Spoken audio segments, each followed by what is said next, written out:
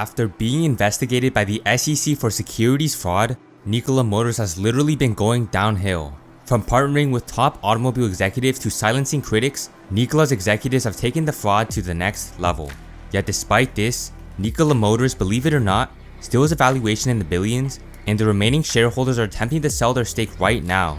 Even worse, Nikola's exit plan does not just include the automaker's executives. This billion-dollar fraud is playing on a global scale with large corporations like Fidelity, BlackRock, JP Morgan Chase, and Barclays. All of these large companies are also attempting to scale this fraud to the next level in order to chase a quick bag. In this video, I'm going to go over who is remaining at Nikola Motors and how the remaining executives will exit this pump and dump within the next few months. Welcome to Kazgain's Academy.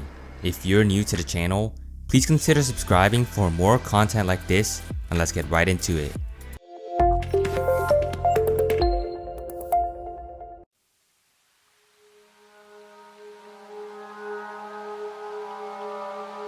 Before we get into the exit plan, it's important to understand that this is actually a huge deal. To put this into perspective, Theranos was a medical fraud that many will compare to Nikola Motors. The CEO, Elizabeth Holmes, promised a revolutionary blood analyzer that could analyze your body with a finger prick of blood. While Holmes was able to scam large companies like Walgreens, it never reached the same scale as Nikola Motors. At its highest valuation, Theranos was only worth $9 billion, whereas Nikola Motors was worth $34 billion. It's truly a miracle for Nikola's executives to scale this fraud at this level. But how did this company get here in the first place? In order to answer this, we need to backtrack to the founding of Nikola Motors. In 2014, Trevor Milton, the former executive chairman of Nikola Motors, founded Nikola Motors with the goal to quote-unquote literally revolutionize the trucking industry.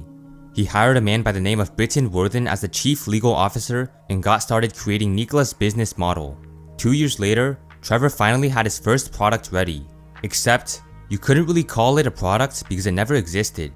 The truck, named the Nikola 1, would have a natural gas turbine to fuel a 320 kWh battery. This truck would cost a total of $375,000, but you have to put down a refundable $1,500 deposit in order to pre-order the truck.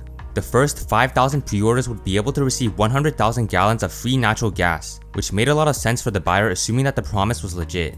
For a refundable $1,500, you'd be able to obtain 100,000 gallons of free gas for free once you buy the truck.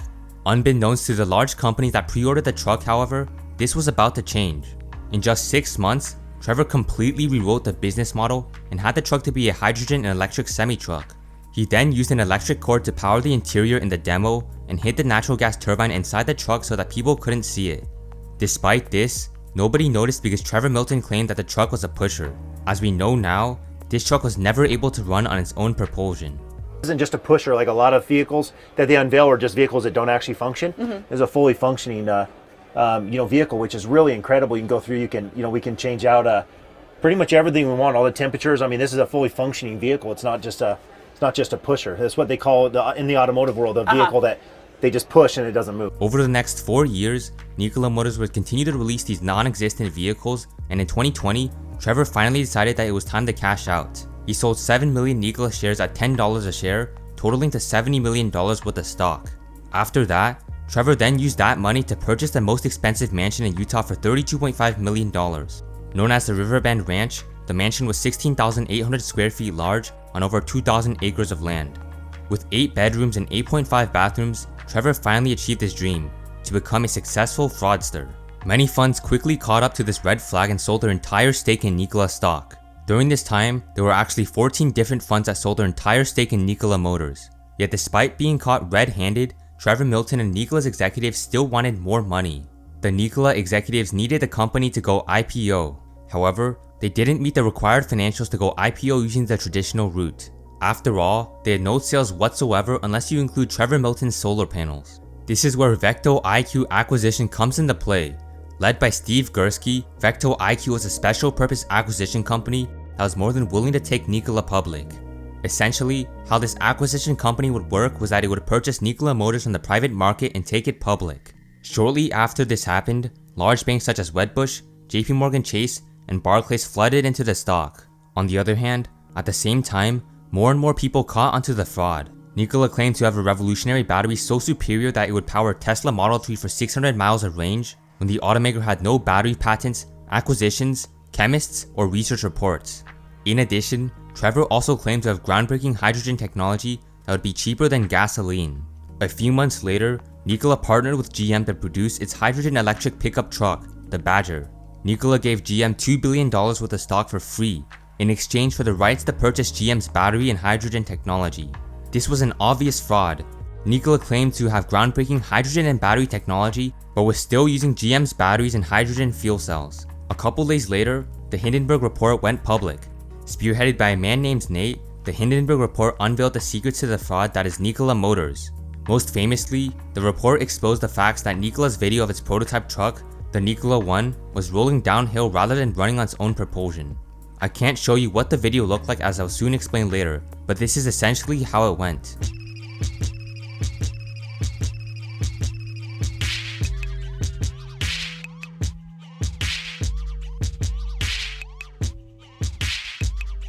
Huge shout out to Green Knight Trading for making that video.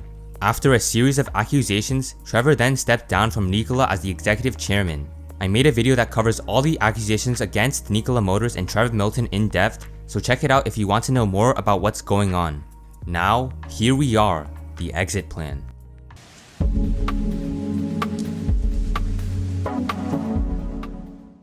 After the Hindenburg Report revealed the false claims that Nikola Motors stated, JP Morgan Chase somehow reiterated its buy rating. This made one and only one aspect clear: Chase was in on the fraud.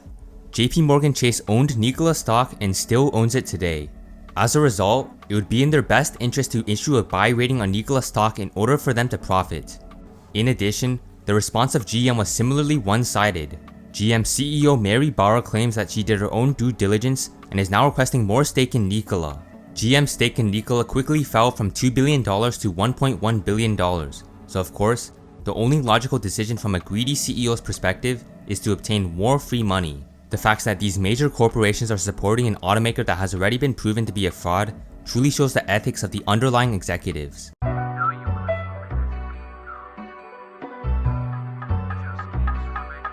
Nikola's remaining executives still have a large stake in Nikola Motors that is worth millions, if not billions of dollars. Funny enough, these executives are actually receiving more stock as a quote-unquote award for keeping the valuation of Nikola Motors at a certain level.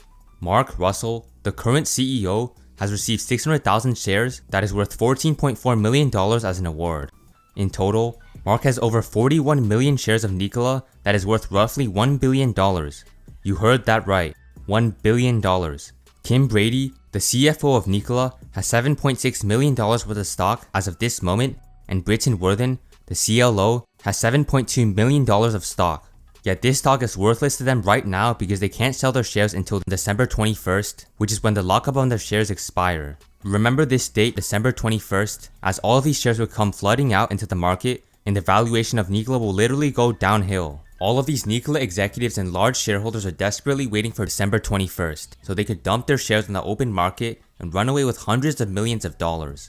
Another strategy that Nikola executives seem to be doing is to stay away from the media.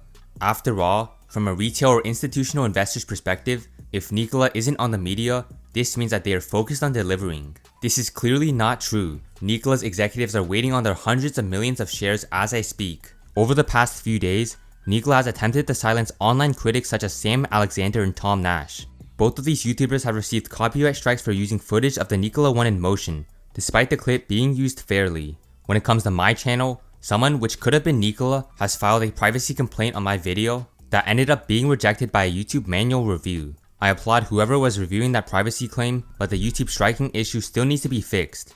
If Nikola can willingly manipulate YouTube's copyright strike, then there must be other fraudulent companies that are using the same tactic to silence critics.